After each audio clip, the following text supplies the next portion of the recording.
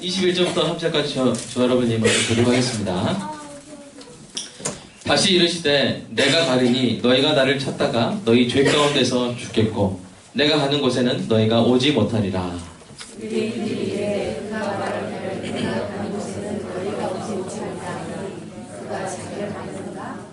예수께서 이르시되 너희는 아래에서 났고 나는 위에서 났으며 너희는 이 세상에 속하였고 나는 이 세상에 속하지 아니하였느니라.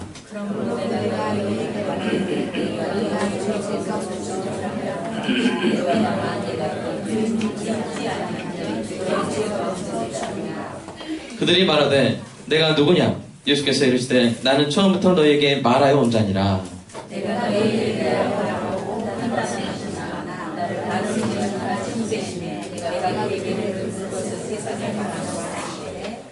그들은 아버지를 가리켜 말씀하신 줄을 깨닫지 못하더라. 너희가 인자를 믿는데 내가 가는 줄 알고 또 내가 스스로가 아무것도 하지 아니하고 오직 아버지께서 하신 대로 이런 것을 말하는 줄도 아니라. 나를 보내신 이가 나와 함께 하시도다. 나는 항상 그가 기뻐하시는 일을 행함으로 나를 혼자 두지 아니하셨느니라. 이 말씀을 하심에 많은 사람이 있더라. 아멘. 1934년 6월 26일 새벽 4시에 전라남도 광주에서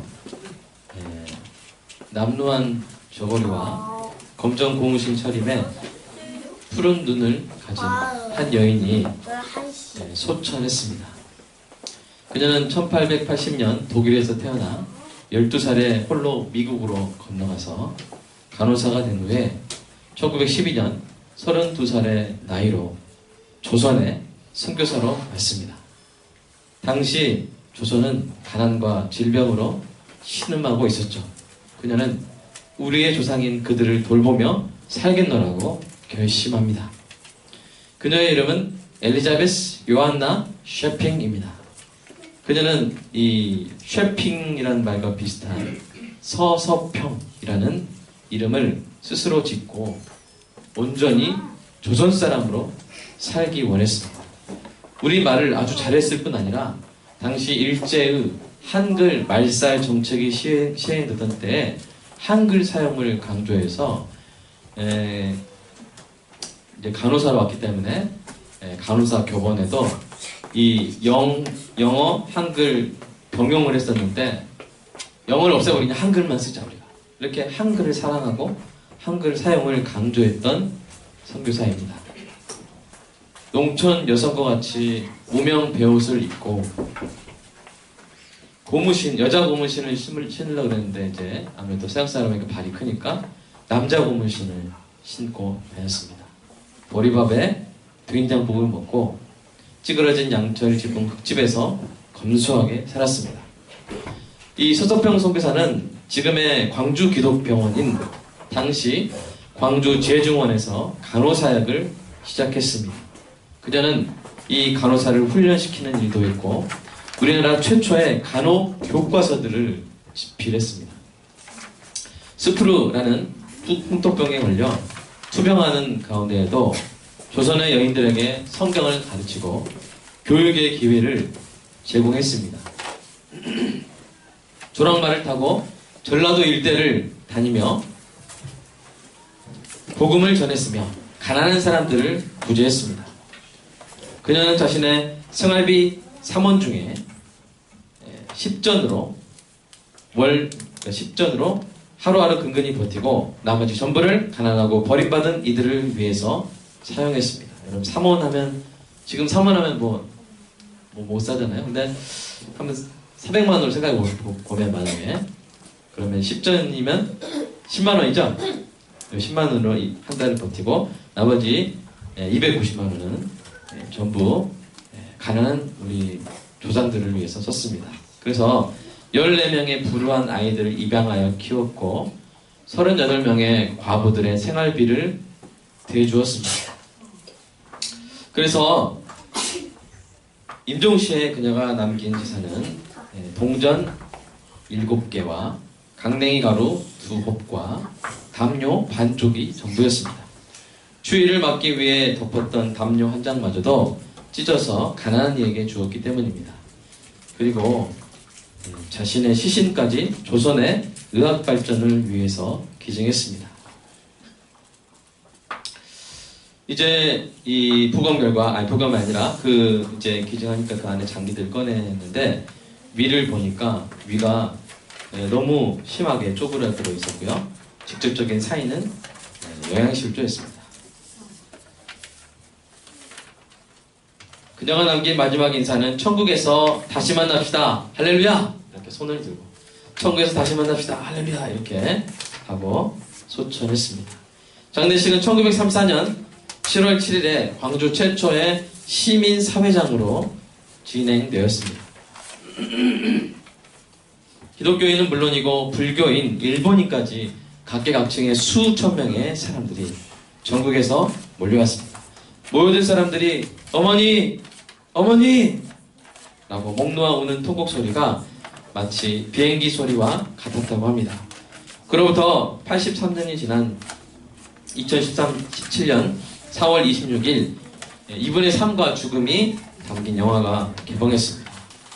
자신의 젊음과 기회와 열정과 재산과 마음과 시신까지 이 땅에 바친 이 서서평 선교사의 삶과 죽음 앞에서 영화 초반에 동아일보 기자가 경이로운 떨림으로 독백을 하는 장면이 나옵니다.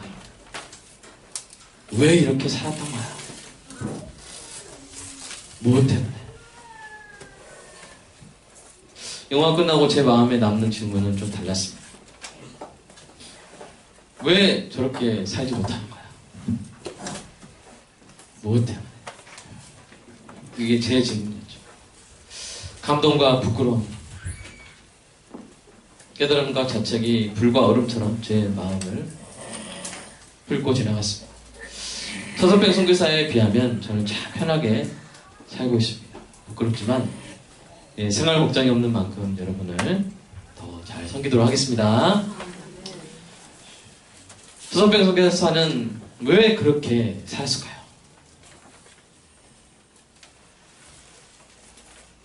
우리는 이 질문에 유일한 답이 되신 분을 오늘 본문 속에서 봅니다. 그분은 바로 예수님입니다.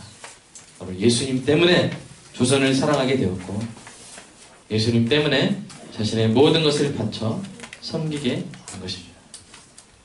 서서평 선교사님은 진정으로 예수님을 닮은 작은 예수였습니다. 특별히 우리 광주에 있는 우리 성도들에게 더 큰 어떤 사랑을 남기고 갔죠.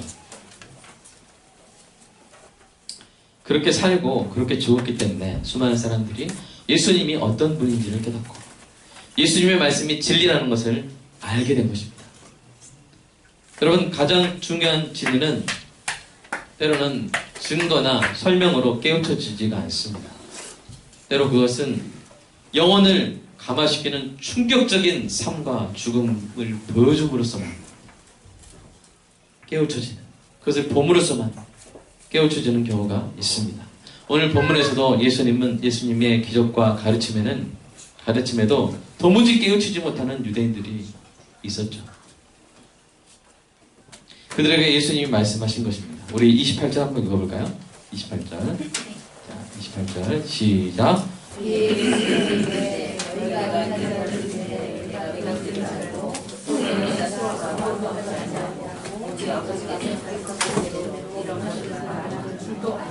알리라. 알고 알리라. 지금 계속 모르잖아요. 못 알아먹잖아요.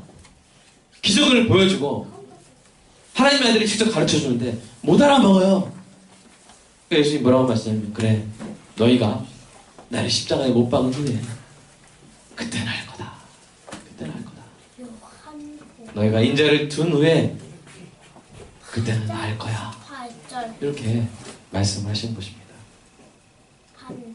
오늘 이 시간 예수님의 십자가를 기억하며 이 말씀에 담긴 그리스도인의 영광스러운 삶의 비결을 깨닫는 은혜가 있기를 축복합니다.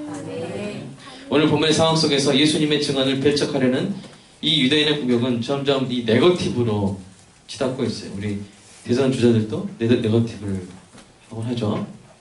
예를 들어서 그들은 예수님이 그랬잖아요. 내가 가는 곳에 너희도 가지 못하리라 하시니까 뭐라고 말해버립니까? 저가 자결하는가? 이렇게 조롱을 합니다. 이러한 유대인들에게 오늘 본문에서 예수님이 심각한 경고를 3번이나 하세요. 자 보십시오. 21절에 너희 죄 가운데 죽겠고, 24절에 너희 죄 가운데서 죽으리라. 또 한 번 너희 죄 가운데서 죽으리라. 이거는 이 욕이나 조주가 아니에요. 경고입니다. 경고예요. 너희가 만일이에요. 만일 24절 만일 내가 그인 줄 믿지 아니하면 너희가 너희 죄 가운데 죽을 거야. 정신 차려! 라고 예수님이 말씀을 하시는 것입니다. 예수님을 믿지 않으면 예수님이 가실 곳, 즉 천국에 따라가지 못하고 지옥에서 영원한 죽음을 당할 것임을 알려주신 것입니다. 그러나 아무리 말해도, 아무리 기적을 보여줘도 그들은 도무지 깨닫지 못합니다. 예수님이 누구신지, 예수님의 말씀이 하나님의 말씀이라는 걸 깨닫지 못해요. 증거나 설명이 부족해서가 아니죠. 예수님이 가르치신 말씀들로 설명이 충분했고 예수님이 보여주신 기적들로 증거가 넘쳐났습니다. 하지만 그들의 마음이 닫혀 있었습니다. 깨달을 수 없었습니다. 그래서 예수님이 말씀하신 것이죠. 그들의 마음을 열 유일한 사건이 무엇이다? 바로 십자가 사건이라는 것을 예수님이 말씀하고 계신 것입니다. 오늘 이 십자가 사건에 대해서 다른 복음서에서는 나오지 않는 아주 특징적인 표현을 사용하십니다. 뭐라고 사용하십니까? 표현하십니까? 너희가 인자를 든 후에. 인자를 든 후에. 유대인들이 예수님을 든 후에 어떻게 들어요? 목마 태워서 들어요? 아니요. 십자가에서 못 박아 매달아 든 후에. 예수님이 이렇게 말씀을 하신 것이죠. 그때서야 그들이 예수님이 하나님의 아들이신 것과 예수님의 말씀이 하나님의 말씀인 것을 깨달아 알게 될 것이라고 말씀하신 것입니다. 죄인의 강팍한 마음을 열 수 있는 것은 오직 예수 그리스도의 십자가인 줄로 믿습니다. 십자가만이 죄인의 마음을 열어 하나님의 계시의 빛으로 그 어두운 영혼을 밝힐 수가 있습니다. 너희가 인자를 둔 후에야 알 것이다. 사랑하는 여러분, 지금도 마찬가지입니다. 여러분 예수님을 알고 싶다면, 예수님의 말씀을 깨닫고 싶다면 십자가를 바라보시기 바랍니다. 마음이 굳어있거나 식어있다면 십자가를 바라보시기 바랍니다. 저와 여러분의 신분을 하나님의 자녀로 회복시켜 주시기 위해 한없이 존귀하신 분이 한없이 비참한 형벌을 당하셨다는 사실을 기억하시기 바랍니다. 저와 여러분을 자유케 하기 위하여 한없이 자유로우셨던 분이 십자가에 결박당하셨다는 사실을 기억하시기 바랍니다. 저와 여러분의 풍성한 삶을 위해 십자가에 찢겨서 우리를 위한 생명의 떡이 되신 것을 기억하시기 바랍니다. 죄와 저주로 더럽혀진 우리를 씻기 위해 물과 피를 다 쏟으신 십자가를, 주님의 십자가를 바라보시기 바랍니다. 그러면 다시 알게 되고 다시 깨닫게 될 것입니다. 그리스도의 십자가만이 죄인이 하나님의 진심을 깨닫는 통로가 되는 줄로 믿습니다. 오늘 본문처럼 십자가 사건을 예수님이 땅에서 들리는 일로 표현한 장면이 요한복음에서 이 두 곳이 더 나옵니다. 그 중에 한 곳은 바로 요한복음 3장 14절 15절입니다. 읽어볼까요? 시작. 모세가 광야에서 뱀을 든 것 같이 인자도 들려야 하리니 이는 그를 믿는 자마다 영생을 얻게 하려 하시느니라. 아멘. 이 구절에서 예수님은 들려야 하리니, 반드시 예수님이 십자가에 달리셔야 함을 말씀하십니다. 십자가는 옵션이었어요. 하나님 예수님 보내실 때 그래 이 땅에 가서 말씀 잘 전하고 좀 마음 내키면 십자가도 좀 달리고 와라 이렇게 하신 게 아니라 그것 때문에 오신 것입니다. 십자가 외에는 다른 길이 없었고 예수님 외에는 다른 대속물이 없었습니다. 하나님의 절대적인 뜻은 독생자 예수님이 십자가에 달리는 것이었습니다. 그것 외에는 저와 여러분을 구원할 방법이 없었기 때문입니다. 오직 십자가야만 했고 오직 예수님이어야만 했습니다. 여러분 왜 그랬을까요? 왜 예수님이었을까요? 왜냐하면 오직 예수님만이 죄 없는 분이었기 때문입니다. 모든 죄인은 자기 죄로 죽을 뿐입니다. 다른 사람의 죄를 짊어질 수 있는 사람이 없어요. 다 자기 죄가 있기 때문에. 오직 예수님만이 죄가 없으시기 때문에 저와 여러분의 죄를 짊어지신 것입니다. 그래서 예수님이 들려야만 했습니다. 오직 예수님이 그 일을 감당하셔야만 했습니다. 그 희생을, 그 섬김을 예수님이 피하셨다면 그럼 우리는 어떻게 했겠어요? 다 죽는 거예요. 예배는 무슨 예배입니까? 음부에 속한 사람들이, 지옥에 속한 사람들이 무슨 예배입니까? 불나방처럼 살다가 죽는 거예요. 영원한 형벌 당하는 거예요. 그러나 예수님이 피하지 않으셨기 때문에 저와 여러분이 구원을 얻게 된 줄로 믿습니다. 이 예수님의 십자가 사건을 땅에서 들리는 일로 표현한 또 다른 장면이 요한복음 12장 32절 33절에 나옵니다. 읽어볼까요? 시작. 내가 땅에서 들리면 모든 사람을 내게로 이끌겠노라. draw, 끌어당긴다는 거예요. 모든 사람을 내게로 끌어당길 것이다 하시니 이렇게 말씀하시면 자기가 어떠한 죽음으로 죽을 것을 보이심이라. 이 말씀은 예수님이 십자가에 달리실 때 일어날 놀라운 일에 대한 설명입니다. 어떤 일이 일어난다고요? 십자가에 달린 그리스도가 사람들을 자신에게로 끌어당긴다는 거예요. 마치 만유인력 법칙 아세요? 만유인력 법칙 뭡니까? 질량이 큰 물질들을 잡아당깁니다. 우리가 지금 지구에 붙어있는 이유가 뭐예요? 이 만유인력의 법칙. 지구에서는 중력이죠? 그래서 이게 중력이 질량이 크니까 지구가 우리를 끌어당기고 있기 때문입니다. 마치 그것처럼 예수님이 사람들을 끌어당기실 것이다. 영적으로. 끌어당기실 것이다. 라는 말씀입니다. 십자가에 달리신 예수님은 사람들을 끌어당기십니다. 아멘? 왜냐하면 십자가만이 사람의 문제를 해결하고 사람의 필요를 채워줄 수 있기 때문입니다.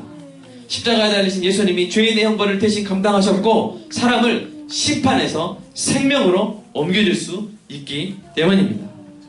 십자가는요 마치 뭐가 같냐면 빚더미에 눌린 사람에게 채무 변제 확인서와 같습니다.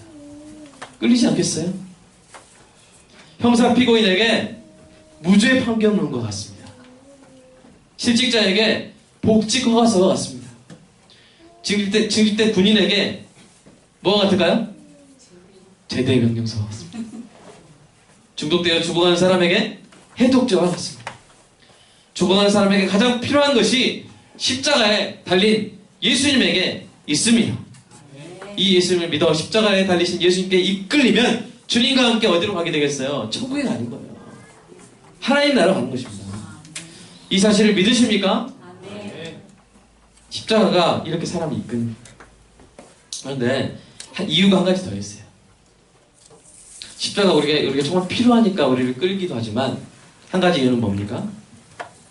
그것은 십자가가 하나님의 사랑을 완벽하게 보여주기 때문입니다. 말씀 한번 읽어볼까요? 요한복음 3장 16절 시작. 하나님이 세상을 이처럼 사랑하사 독생자를 주셨으니 이는 그를 믿는 자마다 멸망하지 않고 영생을 얻게 하려 하십니다. 이처럼 이 사랑에 끌리는 거예요. 이 사랑에. 자, 두 번째 말씀 한번 읽어볼까요? 시작. 우리가 아직 죄인 되었을 때 그리스도께서 우리를 위하여 죽으심으로 하나님께서 우리에 대한 자기의 사랑을 확증하셨습니다. 뭘 확증하셨어요? 사랑을 무엇으로요? 죽으심으로, 십자가에서 죽으심으로 사랑을 확증했어요.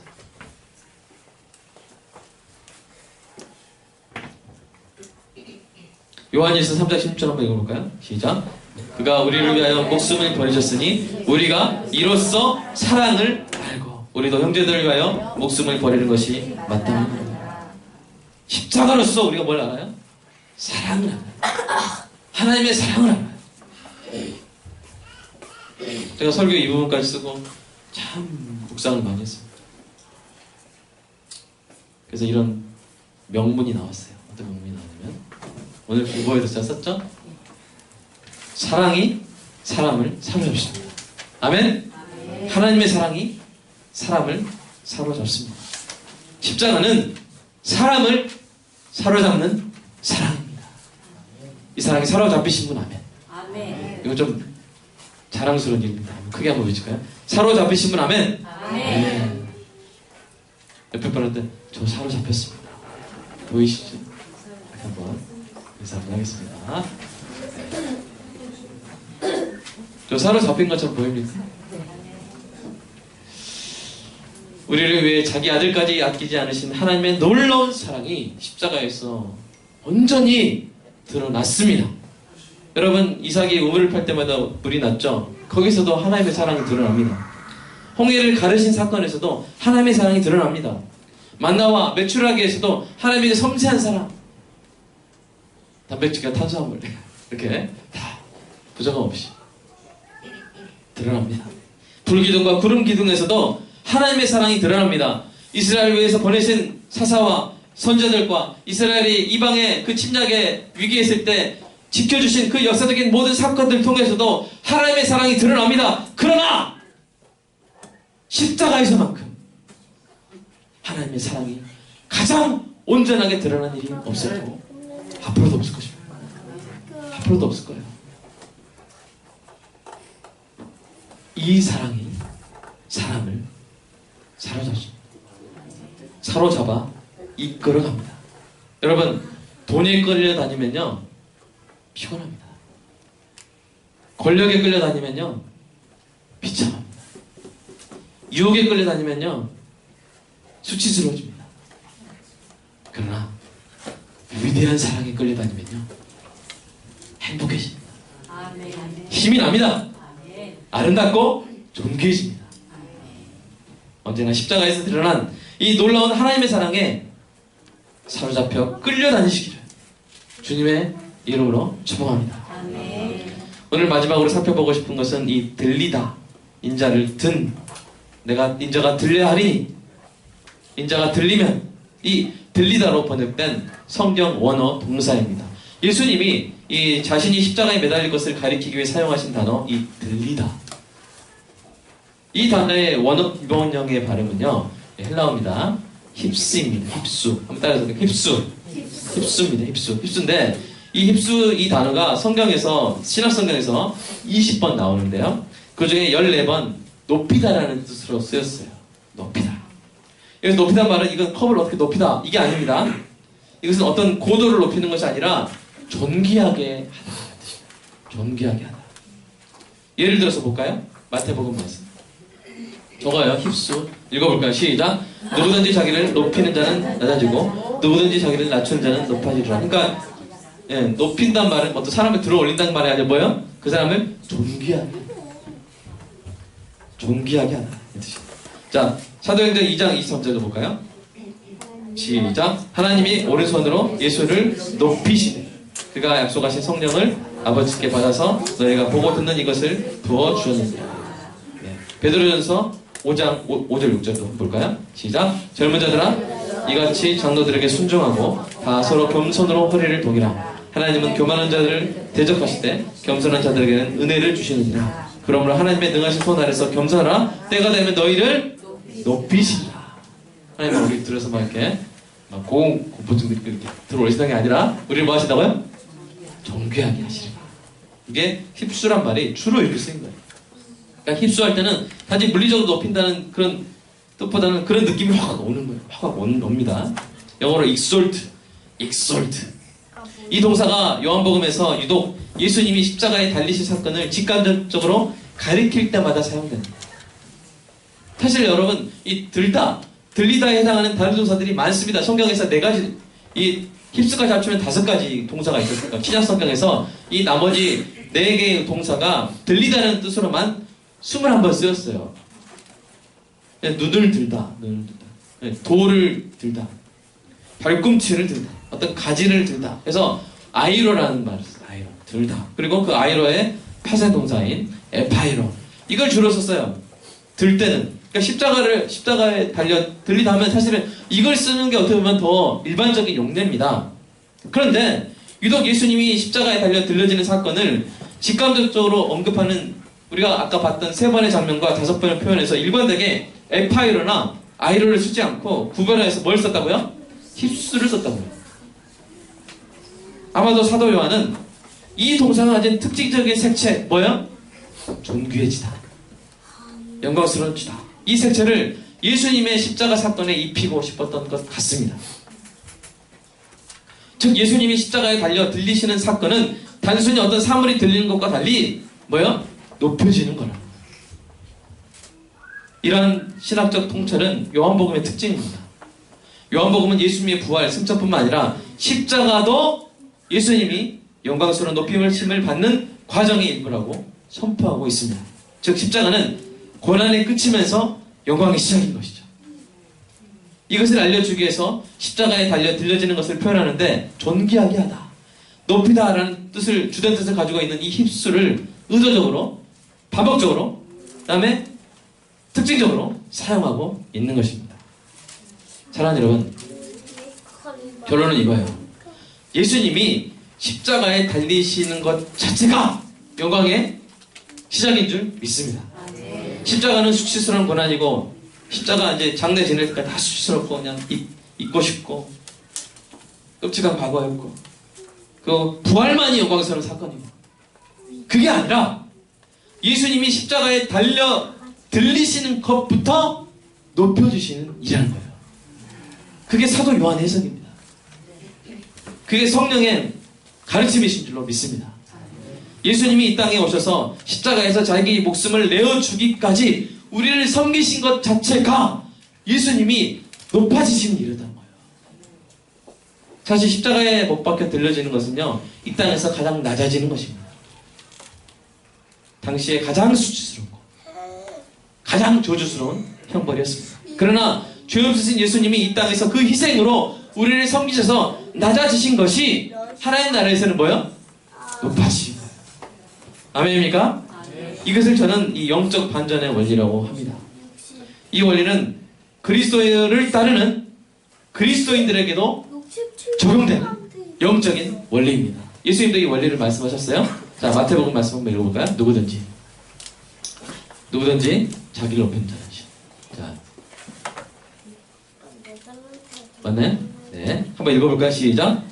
예수께서 제자들에게 이르시되 누구든지 나를 따라오려거든 자기를 부인하고 자기 십자가를 지고, 그 앞에 말씀 또 볼까요? 그 마태복음 23장 말씀, 마태복음 23장 말씀, 그 앞에 바로 앞에 말씀 있는데 혹시 있나요? 예, 이겁니다. 시작. 누구든지 자기를 높이는 자는 낮아지고 누구든지 자기를 낮추는 자는 높아지리라. 이게 뭐냐면요, 그리스도인이 이 땅에서 주를 위해서 낮아지는 것이 하나님 나라에서 높아지는 거라는 거예요. 여러분, 제가 설명할게요. 우리가 이 땅에서 이렇게 낮아지잖아요. 이렇게 낮아진다고 봅시다. 이렇게 낮아지면 영적 반전의 원리가 뭐예요? 이게 반전, 하나님 나라에서는 이렇게 본다는 거예요. 우리가 이 땅에서 낮아지는 모습은요, 낮아지고 섬기고 다른 사람을 위해서 희생하고 하는 이 모습은 사람들 볼 때는 낮은 모습이에요. 바보 같은 모습이에요. 이해가 안 되는 모습이죠. 그러나 그것은 하나님 나라에서는 이렇게 본다는 거예요. 우리가 이 땅에서 낮아지면 하나님 나라에서는 뭐예요? 높아지는 거예요. 아멘입니까? 이게 영적 반전의 원리고 예수님도 말씀하신 거예요. 저 혼자 막 이상하게 만든 거 아닙니다. 맞는 겁니다. 우리가 이 땅에서 낮아지면 높아지는 거예요. 아멘? 하나님 나라에서 높아지는 것입니다. 낮아지면 높아지고. 우리가 겸손하게 살아야 돼. 온유하게 살아야 되고, 여러분, 세상 사람들이 삿대질한다고 같이 삿대질 못하고 지고 희생하고 발 씻어주고 섬기는 게 낮아지는 거잖아요. 이렇게 낮아지다 보면 언젠가 높아지겠지, 이게 아니라 그게 뭐예요? 그 자체가 뭐예요? 높아지는 겁니다. 영적 반전의 원리를 기억하시기 바랍니다. 여러분, 서서평 선교사님이 왜 그렇게 살았을까요? 왜 고국을 버리고 고국에서의 편안한 삶을 버리고 조선에서의 불편한 삶을 선택했을까요? 왜 자신의 모든 것을 희생하면서 저와 여러분의 할아버지 할머니들을 섬겼을까요? 아까 첫째 답이 뭐라고 그랬어요? 예수님 때문에. 예수님 십자가에 달리시고 예수님께 사로잡혀가지고 그 사랑 때문에 그렇게 사셨어요. 근데 한 가지 이유가 더 있습니다. 뭐냐면요, 그렇게 사는 것, 그렇게 희생하고 그렇게 섬기고 그렇게 한없이 낮아지는 삶이 천국에서 하나님 나라에서 높아지는 삶이기 때문입니다.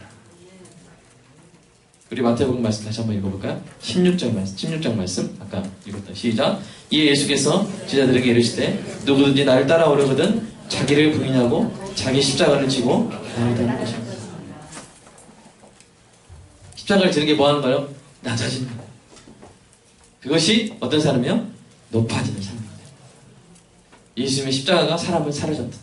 저 여러분이 이 땅에서 작은 예수로 우리의 각자의 십자가에 달려 낮아질 때 사람들을 이끌게 되고 그 자체가 하나님 나라에서 존귀해지는 높아지는 삶인 줄로 믿습니다. 예수님처럼 희생으로 섬김으로 낮아지는 삶만이 하나님 나라에서 높임받는 삶이기 때문입니다. 아마도 이 진리를 명심하기 위해서 선교사님이 그랬을 것 같아요. 이 서서평 선교사님이 침대맡 벽에 이런 글귀를 적어놓았습니다. 그것도 지문으로 나오나요? 지문 나오죠? 한번 읽어볼까요? 시작. Not success, but service. 이 설교 제목도 여기서 따온 거예요. NSNBS. 해석을 하자면 뭐야? 성공이 아니라 섬김이다. 세상에 흔히 말하는 성공은 남을 희생해서라도 나를 높여 섬김을 받는 것이다. 물론 섬김의 정의를 성공의 정의를 그리스도인의 정의로 바꾸면 다른 뜻이 될 수도 있지만 일단 사람들이 생각하는 그거예요. 예수님이 말씀하신 섬김은 뭡니까? 자기를 희생하여 낮춤으로써 남을 살리는 것. 서선병 선교사님은 정말 이 말씀대로 살고 이 말씀대로 죽은 것 같습니다. 우리 그 삶을 잠깐 우리 영상으로 좀 한번 시청을 짧게 한 3분 정도 좀 보도록 하겠습니다.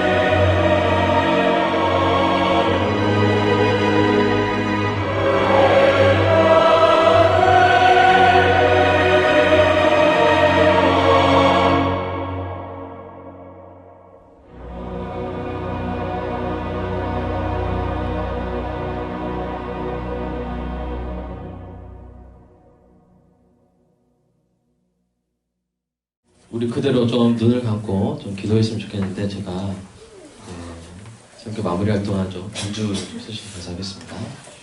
사랑하는 여러분, 저와 여러분도 예수님처럼 사는 은혜가 있기를 간구합니다. 소서병 선교사처럼 우리도 작은 예수로 살아갈 수 있기를 소원합니다. 교회를 높이는 것은 성공이 아니라 섬김입니다. 채움이 아니라 비움입니다.